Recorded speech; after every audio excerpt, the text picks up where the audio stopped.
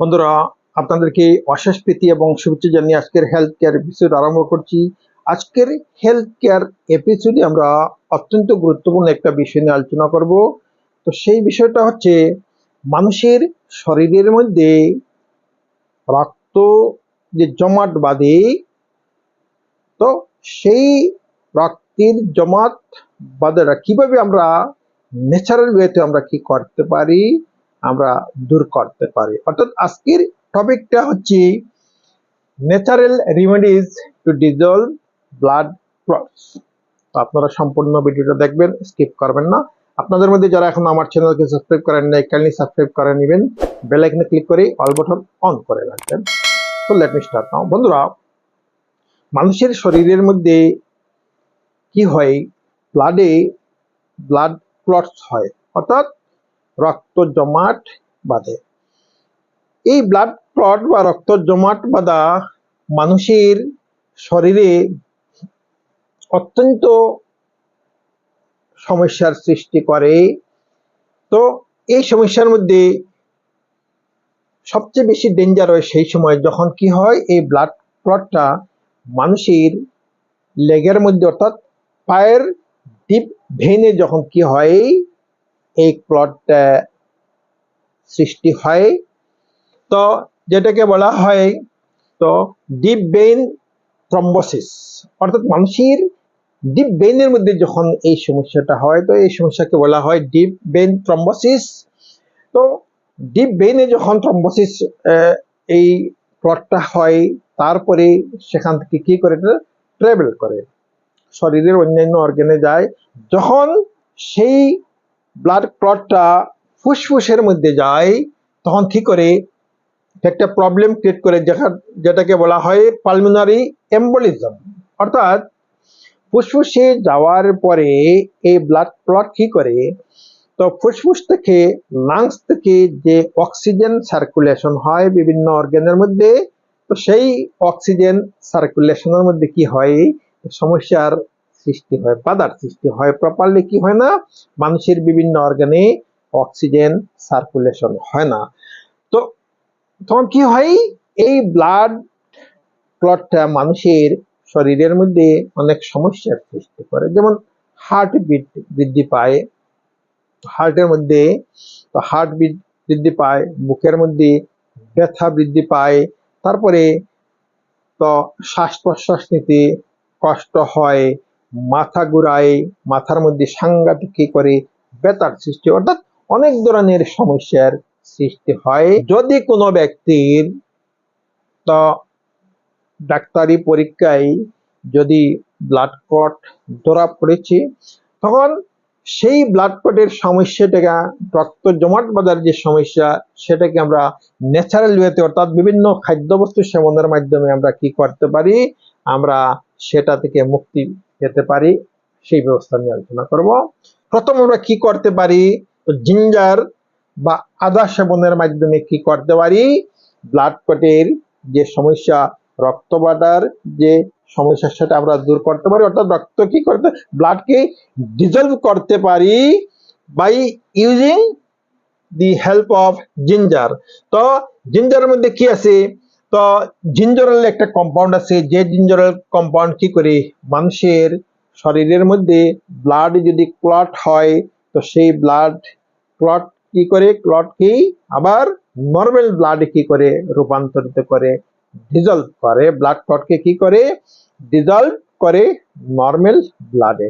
তারপরে যেটা আমরা এই ব্লাড ক্লটের সমস্যার জন্য আমরা ব্যবহার করতে পারি, তো সেটা হচ্ছে ভিটামিন ই সমৃদ্ধ বিভিন্ন ধরনের খাদ্য। যে সকল খাদ্যের মধ্যে কি আছে, ভিটামিন ই আছে, সেই সকল খাদ্য আমরা যদি সেবন করি, তো কি হবে, আমাদের ব্লাড ক্লটের সমস্যাটা দূর হবে। এই খাদ্যগুলোর মধ্যে উল্লেখযোগ্য হচ্ছে আলমন্ড অর্থাৎ বাদাম, অ্যাভোকাডো, তারপরে স্পাইনাক বা এই ধরনের সবুজ বিভিন্ন ধরনের শাকসবজি।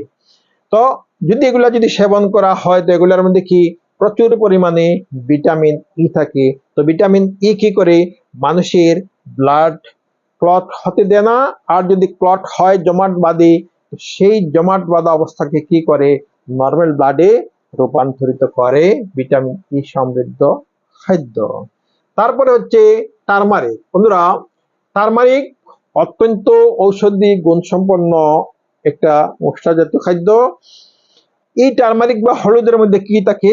কার্কুমিন একটা কম্পাউন্ড, অত্যন্ত গুরুত্বপূর্ণ কম্পাউন্ড, যে কম্পাউন্ড কি করে মানুষের রক্তকে কি করে ক্লট থেকে রক্ষা করে, অর্থাৎ রক্ত ক্লট হতে দেয় না একদিকে, অন্যদিকে যদি ক্লট হয় সেটাকে ডিজলভ করে আবার নর্মাল ব্লাডে কি করে রূপান্তরিত করে। তো এই কার্কুমিন আমরা প্রতিদিন সকালে কি করতে পারি? 1 গ্লাস জলের মধ্যে আমরা 1 চামচ হলুদের গুঁড়া মিশিয়ে আমরা সেই জল পান করতে পারি, অথবা কাঁচা হলুদ আমরা সকালে কি করতে পারি? কাঁচা হলুদের রস আমরা 1 চামচ তো জলের সঙ্গে মিশিয়ে আমরা পান করতে পারি। তারপরে হচ্ছে গার্লিক অর্থাৎ রসুন। এই রসুনের মধ্যে অত্যন্ত ঔষধি গুণ আছে। সেই রসুনের মধ্যে একটা কম্পাউন্ড আছে যেটাকে বলা হয় অ্যালিসিন। এই অ্যালিসিন কম্পাউন্ড কি করে মানুষের রক্তকে জমাট হতে দেয় না, বা যদি জমাট হয় তো কি করে সেই রক্তকে আবার নর্মাল রক্তে কি করে রূপান্তরিত করে। তো প্রতিদিন আমরা কি করতে পারি? 2-3টা কোয়া আমরা রসুনের কোয়া আমরা কি করতে পারি? কাঁচাও খেতে পারি, অথবা যদি কোনো ব্যক্তি কাঁচা খেতে অসুবিধা হয় তো রাত্রে জলের সঙ্গে ভিজিয়ে 2-3টা কোয়া ছোট ছোট করে কেটে জলের মধ্যে 1 গ্লাস জলের মধ্যে ভিজিয়ে রেখে দিই, সকালে সেই জল পান করলেই আমাদের এই সমস্যার সমাধান হবে। তারপরে হচ্ছে ভিটামিন সি সমৃদ্ধ বিভিন্ন ধরনের খাদ্য। বন্ধুরা, ভিটামিন সি সমৃদ্ধ খাদ্যে যে সমস্ত খাদ্যের মধ্যে আছে, তো সেই সমস্ত খাদ্যের মধ্যে কি আছে? অ্যান্টি অক্সিডেন্ট কম্পাউন্ড আছে, যার দরুন সেই অ্যান্টি অক্সিডেন্ট কম্পাউন্ড কি করে মানুষের ব্লাডকে ক্লট হতে দেয় না, জমাট বাঁধতে দেয় না, বা জমাট বাঁধলে সেটাকে আবার নর্মাল ব্লাডে কি করে রূপান্তরিত করে। তো বিভিন্ন ধরনের ফল আছে, যেমন গ্রেপ ফ্রুট আছে, তো বিভিন্ন ধরনের আঙ্গুর আছে, তারপরে বেরি ফ্রুট আছে, স্ট্রবেরি আছে, ব্ল্যাকবেরি আছে, ব্লুবেরি আছে, তারপরে তো বিভিন্ন ধরনের শাকসবজি যেগুলোর মধ্যে কি আছে? তো ভিটামিন সি আছে, যেমন bell peppers, red bell peppers, তো এই শিমলা মরিচ যাকে বলা হয় লাল কালারের, এই মরিচের মধ্যে কি আছে? যথেষ্ট পরিমাণে ভিটামিন সি আছে। এই ভিটামিন সি সমৃদ্ধ খাদ্য খেলে কি হয়? মানুষের ব্লাড কি হয় না? ক্লট হয় না, জমাট বাঁধে না। জমাট যদি ক্লট হয় রক্ত, তখন কি হয়? সেটা আবার কি হয়? ডিজলভ হয়ে যায়, নর্মাল ব্লাডে আবার রূপান্তরিত হয়। তারপরে হচ্ছে ওমেগা 3 ফ্যাটি অ্যাসিড। যে সমস্ত খাদ্য বা মাছের মধ্যে কি আছে? ওমেগা 3 ফ্যাটি অ্যাসিড আছে। মেইনলি এই ধরনের মাছ, সামুদ্রিক মাছ যেগুলোর মধ্যে কি আছে? যথেষ্ট পরিমাণে ওমেগা 3 ফ্যাটি অ্যাসিড আছে, যেমন টুনা ফিশ আছে, সালমন ফিশ আছে। এই ধরনের মাছ যদি কোনো একজন ব্যক্তি সেবন করে, তার যদি রক্ত ক্লট হয়ে যায়, জমাট বেঁধে যায়, এবং ওমেগা 3 ফ্যাটি অ্যাসিড যুক্ত মাছ যদি সেবন করে, তো কয়েকদিন সেবন করলে কি হবে? তার সেই জমাট বাঁধা যে ব্লাড, সেটা আবার নর্মাল ব্লাডে রূপান্তরিত হবে। তো বন্ধুরা, যাদের ব্লাড টেস্ট করে ব্লাডের মধ্যে ক্লট ধরা পড়েছে, জমাট বাঁধা, তারা এই ধরনের ফল সেবন করতে পারে। এই ধরনের ফল যদি রেগুলার যদি সেবন করে, তো ব্লাড কি হবে? জমাট বাঁধবে না। আর যদি জমাট বেঁধে যায় তো আবার কি হবে? নর্মাল ব্লাডে তো রূপান্তরিত হবে।